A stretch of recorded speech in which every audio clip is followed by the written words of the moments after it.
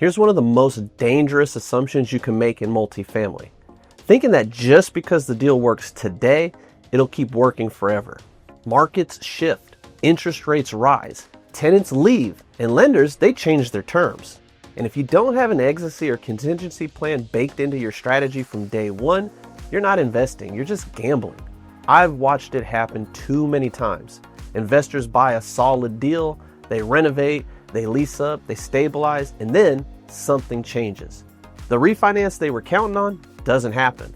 The market cools off, cap rates expand, and suddenly that hold forever property becomes a financial anchor. That's what this episode is about. How to build multiple exit and backup strategies into your deal so you never end up trapped no matter what the market throws at you. When I talk to investors about exit planning, I usually get the same response. I'll figure that out later. And I get it. Early on, you're just focused on getting a deal done. You're thinking about raising money, lining up financing, getting through escrow. You finally close and you're exhausted. The last thing on your mind is how to get out. But here's the mistake. If you don't start with the end in mind, you don't actually know if the deal fits your long-term goals. It's like taking off on a road trip with no map. You might have gas in the tank, but if you don't know where you're headed, you'll burn time, money, and energy getting nowhere. I've seen people lock into 5-year loans with massive prepayment penalties, only to realize a year later they need to sell. Or they buy in markets with no liquidity, and when it's time to exit, nobody's buying. You don't want to be forced into decisions. You want to control the timeline, and that only happens when you plan your exits before you ever close. I'll give you a real-world example.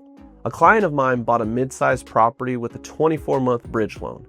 The plan was simple: renovate, raise rents, and then refinance into permanent loan. On paper, it made perfect sense. But here's what happened. Midway through the project, interest rates jumped. His projected refinance no longer penciled. The value he thought he'd get on higher rents was wiped out by higher debt costs. He was stuck. He couldn't refinance because the numbers didn't support it. He couldn't sell because he hadn't held it long enough to show stable operations. And the bridge loan maturity date was coming up fast. Now that's what happens when you have one plan and no backup. I've seen others take the opposite approach. They buy with long-term debt, thinking they'll hold forever, and then the market gives them a perfect chance to sell. But they can't because the prepayment penalty is massive. No exit plan, no flexibility. And it's not just about financing. Sometimes the property itself shifts. Maybe your tenant base changes, or new construction floods the area, or your personal goals evolve. You might not want to own that property forever, and that's okay. But you need a strategy that gives you options. The pros think in multiple timelines. Every deal they buy has a plan A, a plan B, and a plan C. Plan A might be the preferred play, maybe a 5-year hold with a refinance at 24 months. Plan B could be the sale at a stabilization if the market's hot. Plan C could be refinance into longer-term debt and hold for cash flow if conditions change. The key is they always build flexibility into their financing, their capital stack, and their operations. If they use bridge debt, they line up extensions or make sure the lender relationships are strong. If they use permanent debt, they understand their prepayment clauses. If they raise equity, they're transparent with their partners about possible exit windows. They stress test everything. What happens if interest rates go up 200 basis points? What happens if rent growth slows to 0?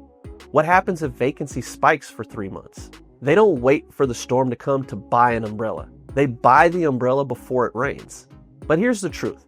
In multifamily, control isn't about predicting the market. It's about preparing for it. The pros know how to pivot.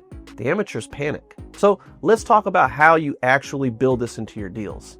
When you underwrite, start with your ideal scenario, your plan A. Maybe that's to buy, renovate, stabilize, and refinance.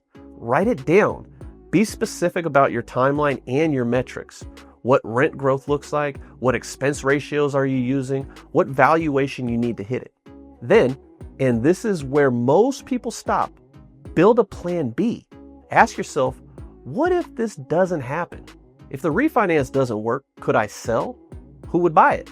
Is the market liquid? Would I be okay breaking even if it meant freeing up capital for the next deal? If you can't sell, could you hold longer?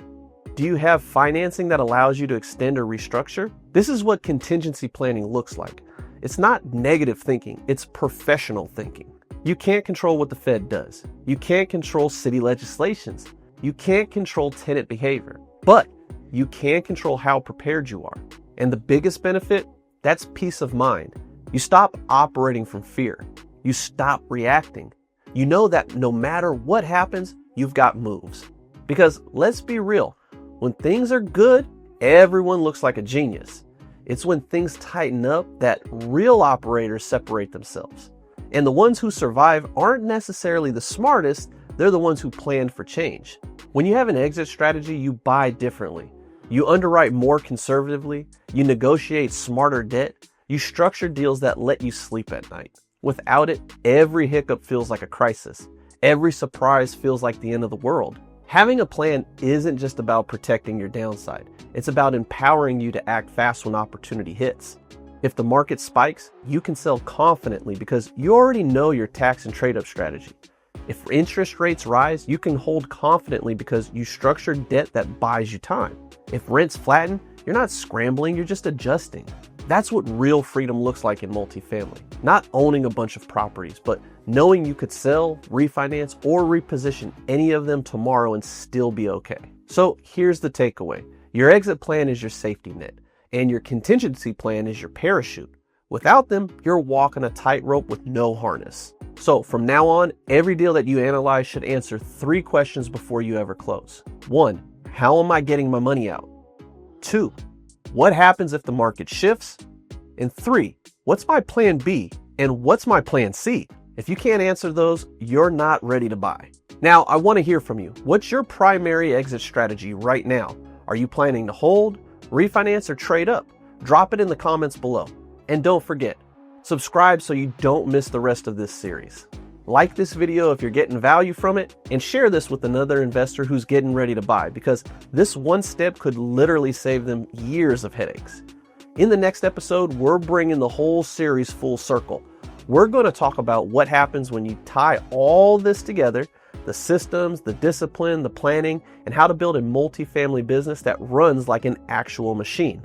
Trust me, you don't want to miss it.